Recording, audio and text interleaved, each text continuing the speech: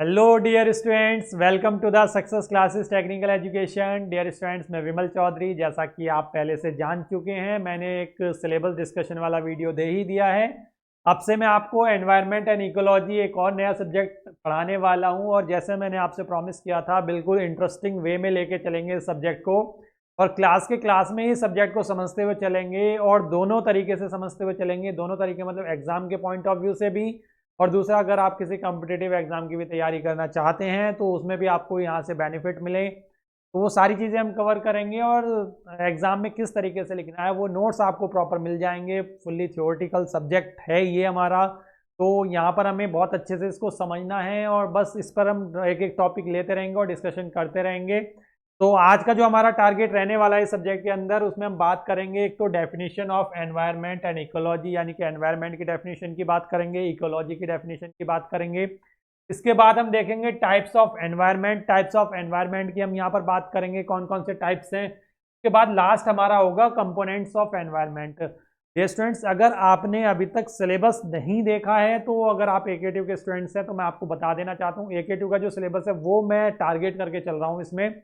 बाकी जो other universities हैं वो एक बार मेरी प्रीवियस वीडियो जरूर देख लें, इससे पहली वाली वीडियो, उसमें मैंने सिलेबस बताया कौन कौन से टॉपिक यहाँ पर डिस्कस करने वाला हूँ। तो अगर वो आपके सिलेबस से मैच हो रहे हैं, जितने मैच हो रहे हैं पहले वो पढ़ लीजिएगा, देन उसके बाद अगर कुछ एक्स्ट्रा टॉपिक्स नहीं, कमेंट करके जरूर बताइएगा, वो भी मैं आपको समझा दूंगा। और देखिए, बहुत बढ़िया करके हम एनवायरनमेंट को यहाँ पर डिस्कस करने वाले हैं, बहुत अच्छे से इसको समझेंगे। कहीं पर भी कोई डाउट होता है किसी भी तरीके का तो एकदम कमेंट बॉक्स में कमेंट करेंगे। चैनल पर नए हैं तो सब्सक्राइब कर लीजिएगा, बेल आइकन जरूर प्रेस कर लीजिएगा, ताकि आपको आने वाले वीडियोस की नोटिफिकेशन सबसे पहले मिल सकें।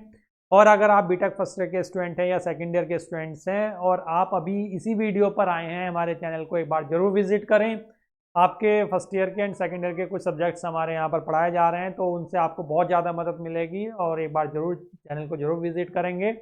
तो चलिए स्टूडेंट, स्टार्ट करते हैं हम अपना आज का इंटरेस्टिंग सब्जेक्ट का इंटरेस्टिंग टॉपिक फर्स्ट। ठीक है, पहला टॉपिक यहाँ पर हम डिस्कस करते हैं।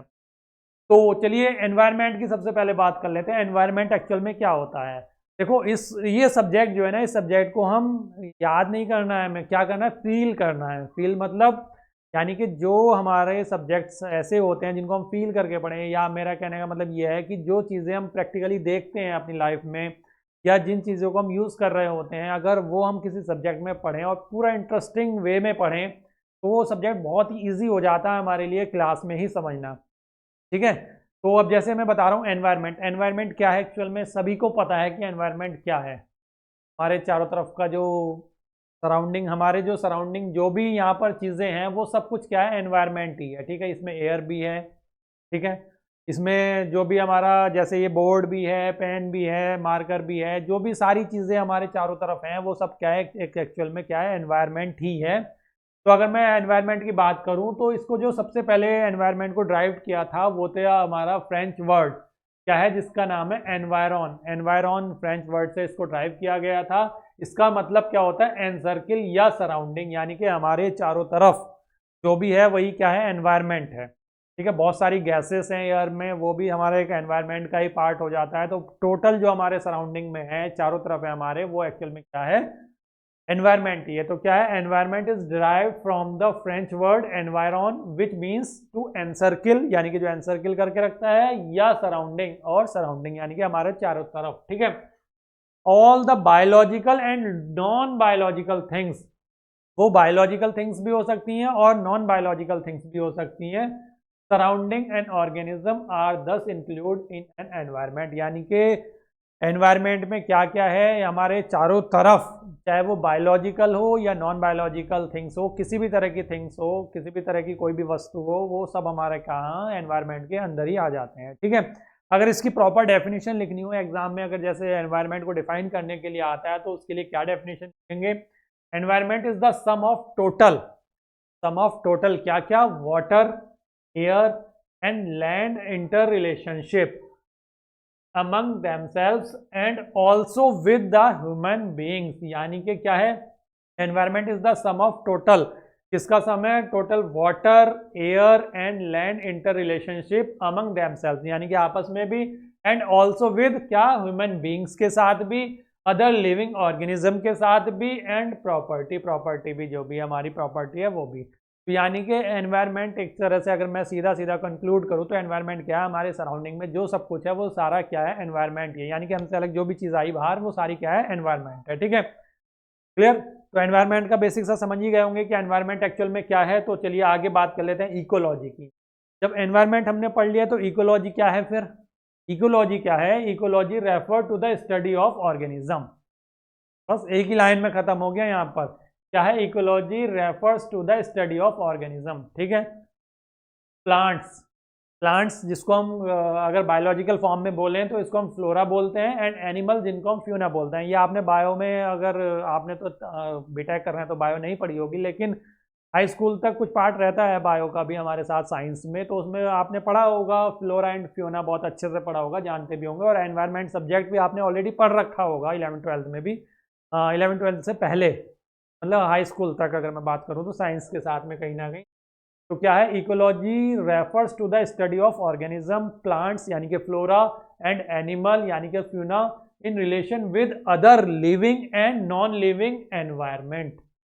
यानी कि ये क्या है, हमारा इकोलॉजी एक्चुअल में क्या है, स्टडी है किसकी, ऑर्गेनिज्म की है, प्लांट्स की है, एनिमल्स की है, और इन रिलेशन विद अदर, यानी कि इनका रिलेशन जो है, यानी कि जो हमारा क्या हो गया, प्लांट्स हो गया, एनिमल हो गया, और ऑर्गेनिज्म, जो हमारे ऑर्गेनिज्म हो गए, उनका जो लिविंग और नॉन लिविंग एनवायरनमेंट के साथ जो रिलेशन है उसकी जो स्टडी होती है वही हमारी एक्चुअल में क्या होती है, इकोलॉजी होती है। The term ecology drive from, कहाँ से, ग्रीक वर्ड, ये भी ग्रीक वर्ड से ड्राइव किया गया है। इसका मतलब क्या, ओक्योलॉजी, जिसको हम अगर इसका मीनिंग देखें तो इसको हम दो पार्ट में ब्रेक करते हैं। एक होता है हमारा ओइकोस, जिसको हम सराउंडिंग बोलते हैं, यानी कि अपने चारों तरफ जो भी है, एंड लोगस यानी कि जिसको हम बोलते हैं स्टडी, यानी कि अपने चारों तरफ, यानी कि एक तरह से एनवायरनमेंट की अगर स्टडी कर रहे हैं तो वही हमारा क्या कहला रहा है, इकोलॉजी कह रहा है।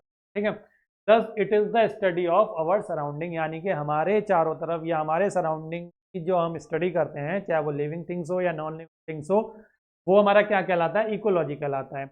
अब इकोलॉजी का जो हमारा इकोलॉजी है इसको हम टू सब कैटेगरी में डिवाइड कर देते हैं। एक तो ऑर्टिकोलॉजी, ऑर्टिकोलॉजी बोलते देते हैं इसको, और एक इसको बोलते हैं सीनोकोलॉजी। ठीक है, में क्या है, यानी कि अगर मैं बात करूं इंडिविजुअल की, इंडिविजुअल ऑर्गेनिज्म, इंडिविजुअल ऑर्गेनिज्म या स्पेसिस की हम अगर बात करें, या इंडिविजुअल ऑर्गेनिज्म की हम बात करें, तो उनका जो रिलेशन होता है आपस में, यानी कि अपनी ही कम्युनिटी में जो रिलेशन होता है एक दूसरे से, उसकी अगर हम स्टडी कर रहे हैं तो वो हमारा क्या कहलाता है, ऑर्टिकोलॉजी कहलाता है। और सीनोलॉजी अगर मैं बात करूं तो ग्रुप्स की, ग्रुप्स ऑफ ऑर्गेनिज्म, यानी कि ये मैं अगर यहाँ पर सीधा सीधा एक्सप्लेन करना चाहूँ, आपको बताना चाहूँ, तो कोई स्पेसिस, मतलब जैसे एक कम्युनिटी होती है और दूसरी कम्युनिटी का आपस में जो रिलेशन है वो क्या कहलाता है, हमारा सीनोलॉजी कहलाता है। यहाँ पर क्या लिखेंगे हम, which deals with the study of individual organism species, for example study of life history and behavior of a single tree, behavior of the single tree with respect to the environment। यानी कि जैसे single tree की study कर रहे हैं हम, environment के साथ कैसा रिलेशन है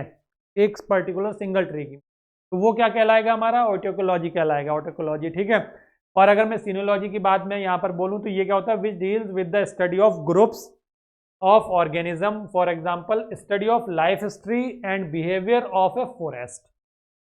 अब एक फॉरेस्ट में एक प्लांट तो होगा नहीं, डिफरेंट डिफरेंट टाइप्स के, अलग अलग डिफरेंट डिफरेंट टाइप्स के हमारे वहाँ पर प्लांट्स होंगे, तो उन सब की स्टडी अगर हम करें कि उनका कैसा रिलेशन है एनवायरनमेंट के साथ, तो वो हमारी स्टडी क्या कहलाती है, सीनोलॉजी कहलाती है। तो ये दोनों इकोलॉजी तो मतलब क्या हो गया, हमारे सराउंडिंग की जो हम स्टडी कर रहे हैं वही हमारा क्या कहलाता है, इकोलॉजी कहलाता है। इसको हम टू सब कैटेगरी में डिवाइड करते हैं। कौन कौन सी टू सब कैटेगरीज है हमारी, एक तो ऑर्टिकोलॉजी, ऑर्टिकोलॉजी क्या हो गया, यानी कि सिंगल एक प्लांट की अगर हम स्टडी करें एनवायरनमेंट के साथ में, सिंगल एक प्लांट, एक स्पीसीज की, किसी की भी प्लांट ही जरूरी नहीं है, फॉर एग्जाम्पल मैं बता रहा हूँ, या जैसे मान लो एक किसी पर्टिकुलर ह्यूमन की अगर मैं बात करूँ, एक ही पर्टिकुलर की ह्यूमन की अगर हम स्टडी करें, या एक किसी भी पर्टिकुलर ऑर्गेनिज्म की, या एक पर्टिकुलर किसी एक स्पीसीज की अगर हम स्टडी करें, किसके साथ, एनवायरनमेंट के साथ कैसा रिलेशन है उसका, कैसा बिहेवियर है, उसकी लाइफ हिस्ट्री की अगर हम स्टडी करें तो वो हमारा कहलाता है ऑर्टिकोलॉजी। और अगर मल्टीपल, यानी कि पूरी कम्युनिटी की अगर मैं बात करूं, जैसे फॉरेस्ट, फॉरेस्ट में मल्टीपल टाइप के हमारे क्या होंगे, ट्रीज होंगे, प्लांट्स होंगे, छोटे बड़े सब, उन सब की अगर मैं बात करूं, एक ह्यूमन कम्युनिटी की बात करूं, जैसे एक विलेज की पूरी स्टडी करने लग जाओ एनवायरनमेंट के साथ, एक विलेज में रहने वाले जितने भी ह्यूमन्स हैं उन सब की स्टडी करें, एक पर्टिकुलर सिटी में रहने वाले जो भी ह्यूमन्स हैं उनकी स्टडी करें विद एनवायरनमेंट, मतलब एनवायरनमेंट के साथ में कैसा उनका रिलेशन है, वो हमारा क्या कहलाता है, सीनोलॉजी कहलाता है। ठीक है, तो ये क्या है, एक्चुअल में स्टडी है हमारी। ठीक है, क्लियर, इकोलॉजी क्लियर हो गया, एनवायरनमेंट क्लियर हो गया। देखो रटना नहीं है, चीज़ों को समझो ध्यान से। एनवायरनमेंट क्या है, एनवायरनमेंट हमारे जो चारों तरफ है, यानी कि जो हमारे सराउंडिंग, यानी कि जो हमें घेरे हुए है, वही क्या है, एनवायरनमेंट है। अब उस जो घेर रखा है हमें, उसके साथ हमारा कैसा रिलेशन है, इसकी अगर हम स्टडी करें तो वो हमारा क्या हो गया, इकोलॉजी हो गया। इकोलॉजी को भी दो पार्ट में, सिंगल पर्सन की स्टडी करें एनवायरनमेंट के साथ में, या ग्रुप की स्टडी करें, तो वो हमारे दोनों अलग अलग कैटेगरी होगी, ऑटोकोलॉजी और एंड सीनोलॉजी। ठीक है, क्लियर होगी, बेसिक सी चीजें एकदम बेसिक से चल रहे हैं बिल्कुल, यहाँ तक कोई कंफ्यूजन नहीं होगा किसी को।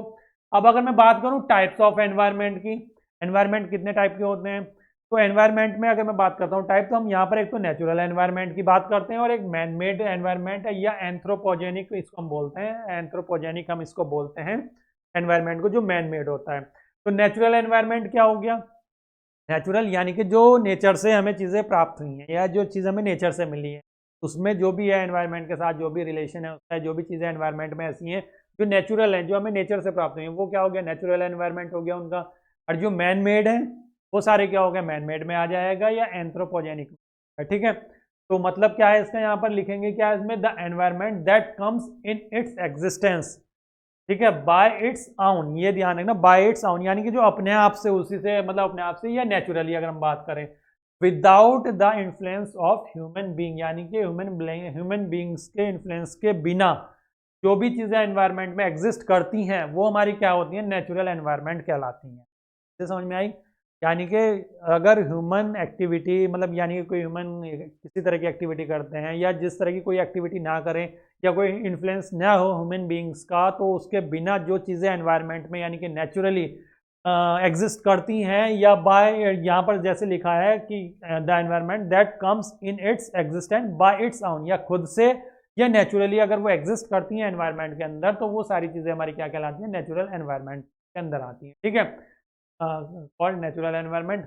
It operate through a self regulating mechanism, ये जो ऑपरेट होती हैं ये सेल्फ रेगुलेटिंग मैकेनिज्म के थ्रू, या इस मैकेनिज्म के बेसिस पर क्या होती हैं, हमारी ऑपरेट होती हैं, जिन्हें हम क्या बोल देते हैं, होम्योस्टैटिस हम यहाँ पर बोल देते हैं। होम्योस्टैटिस मतलब एक प्रोसेस होता है, इसमें क्या है, मतलब जैसे ये, मतलब इसका क्या मैं बताऊँ, जैसे प्लांट ले लो, वो प्लांट खुद से ग्रो कर रहा है, तो वो अपने आप से सेल्फ ग्रो कर रहा है, तो वही चीज़ हमारी क्या होता है, ये चीज़ हमारी होती है सेल्फ रेगुलेटिंग मैकेनिज्म।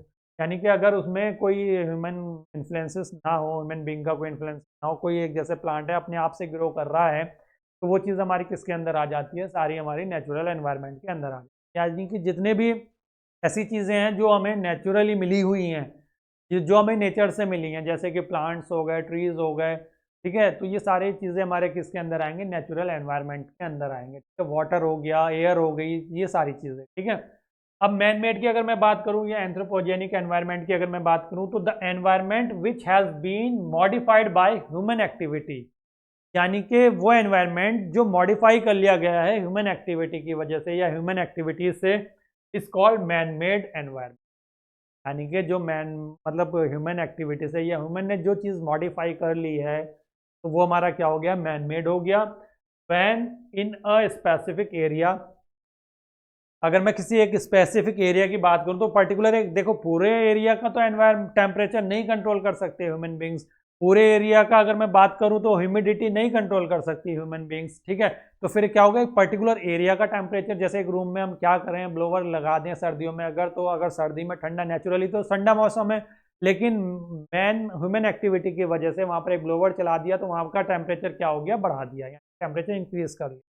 ठीक है, सर्दियों का मौसम है, नेचुरली क्या है, टेम्परेचर डाउन है, लेकिन ह्यूमन एक्टिविटी की वजह से एक पर्टिकुलर एरिया का या एक पर्टिकुलर रूम का ब्लोवर चला के टेम्परेचर इंक्रीज कर देना, वो क्या हो गया, ह्यूमन एक्टिविटी से हमने क्या कर लिया, उसको मॉडिफाई कर लिया है। ठीक है, किसको मॉडिफाई कर लिया हमने, एनवायरनमेंट को।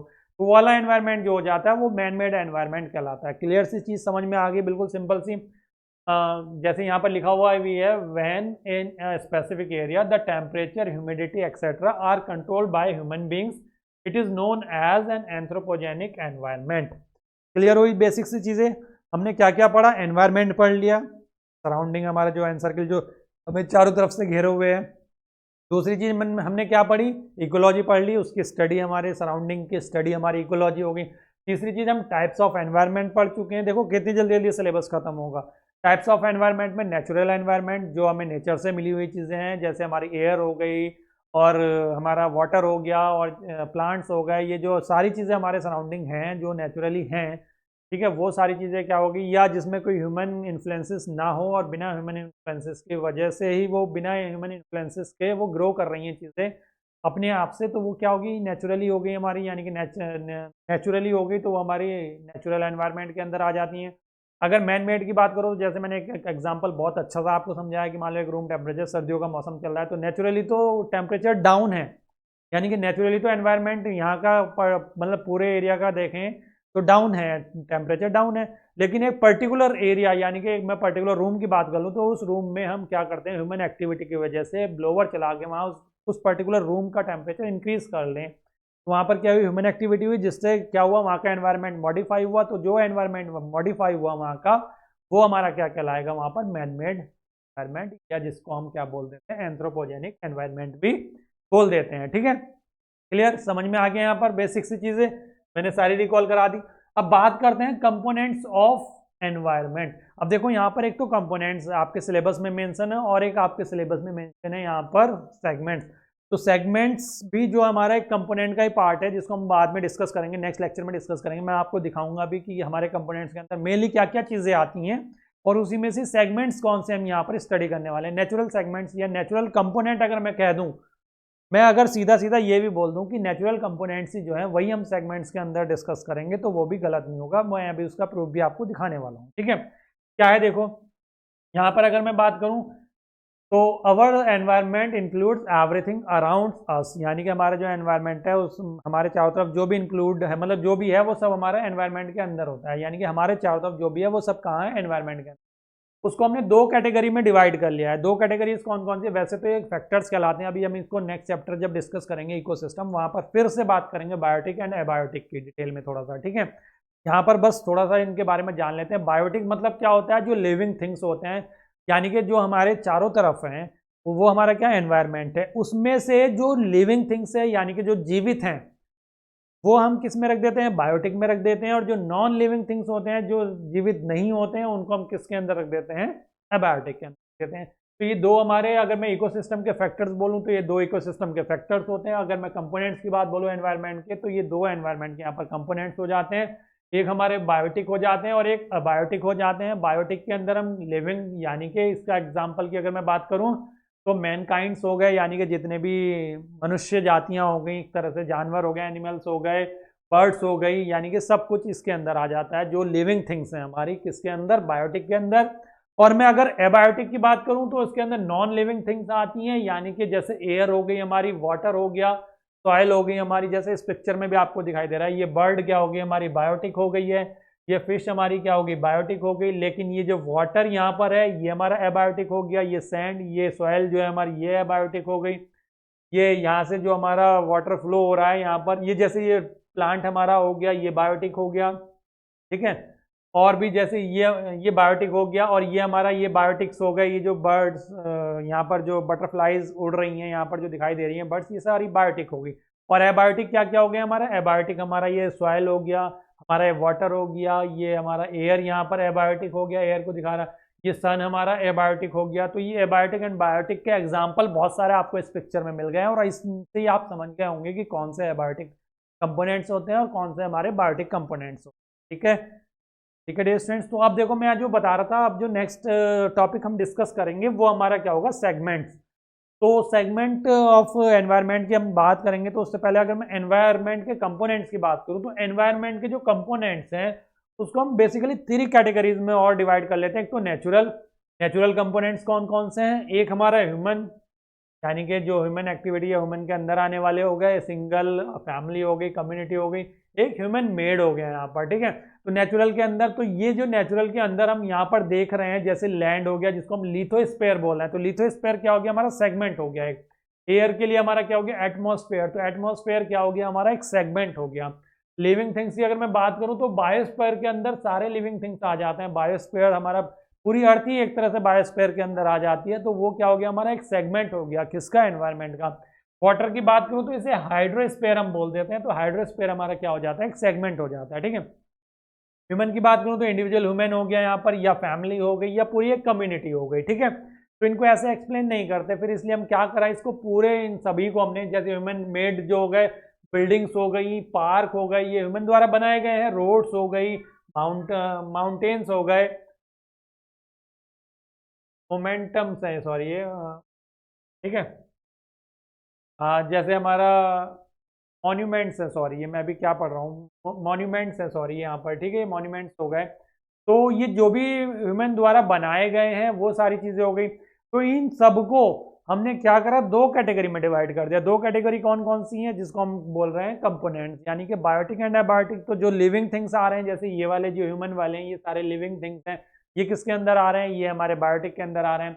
अब इसमें एयर हमारा हो गया, एयर के अगर मैं बात पास में बात करूं यहाँ पर, ये प्लांट्स हो गए हमारे, तो ये बायोटिक के अंदर आ जाएंगे। जैसे लिथोस्फीयर है, तो लिथोस्फीयर में भी कुछ चीज़ें हमारी बायोटिक के अंदर आएंगी, कुछ चीज़ें एबायोटिक के अंदर आएंगी। लिविंग थिंग्स हमारे ये सारे किसके अंदर आ गए, बायोटिक के अंदर आ गए, ठीक है। तो नेक्स्ट लेक्चर में हम क्या डिस्कस करेंगे, अभी जो आपको कंपोनेंट में ध्यान रखना है, कंपोनेंट हम दो टाइप के यहाँ पर डिस्कस करते हैं, यानी कि जो भी हमारे चारों तरफ सराउंड्स, हमारे जो भी हमारा एनवायरनमेंट है, उसको हम दो कैटेगरी में यहाँ पर डिवाइड कर लेते हैं, बायोटिक एंड एबायोटिक। यानी कि बायोटिक में वो सारी थिंग्स आती हैं जो लिविंग हैं, और एबायोटिक में वो सारी थिंग्स आती हैं जो नॉन लिविंग हैं। क्लियर, बात समझ में आ गई बेसिक सी। तो आज का लेक्चर बहुत छोटा सा और बहुत सिंपल सा चैप्टर था, और ये कि मतलब लेक्चर था, और इस लेक्चर में काफ़ी सारा सिलेबस हमने कवर भी कर लिया। और दो लेक्चर में पहला जो चैप्टर मैंने आपको बताया था सिलेबस के अकॉर्डिंग, वो हम कंप्लीट करेंगे। नेक्स्ट लेक्चर में हम सेगमेंट्स पढ़ेंगे, वो थोड़े से लेंदी जाएंगे। उसके बाद हम लास्ट में बस अपने सिंपल से पब्लिक अवेयरनेस वाला टॉपिक डिस्कस करेंगे, और बस यहाँ पर हमारा फर्स्ट चैप्टर कंप्लीट हो जाएगा। तो बहुत जल्दी हम एनवायरनमेंट सब्जेक्ट को भी खत्म करेंगे। आज के लिए बेटा इतना ही, मिलेंगे नेक्स्ट लेक्चर में। छोटे छोटे वीडियोस आपको मिलेंगे इसमें, और छोटे छोटे वीडियोस में बहुत ज़्यादा टॉपिक हम कवर करेंगे और समझेंगे अपने एनवायरनमेंट। डियर स्टूडेंट्स, आज के लिए इतना। Okay, thank you.